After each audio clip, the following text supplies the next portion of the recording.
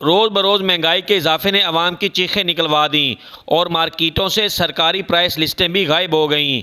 तो शहरी price control magistrates की नाकस कारकर्दगी पर नाराज नजर आए। शॉपिंग करने आया हूँ, तरबूज लेने आया हूँ, फल लेने आया हूँ, लेकिन गवर्नमेंट की तरफ से कोई फैसिलिटीज़ नहीं है किसी भी जगह पे, ना कोई रेट लिस्ट है और महंगाई इतनी है कि आम बंदे की बस में कोई चीज़ ख़रीदने से बाहर है। अशियाए खुर्दोनोश की मुकर्रर नरखों पर हर सूरत फ़रोख्त यकीनी बनाने के लिए डिप्टी कमिश्नर ने तमाम प्राइस मजिस्ट्रेटों को हुकूमत पंजाब की ज़ीरो टॉलरेंस पॉलिसी के बारे में आगाह कर दिया।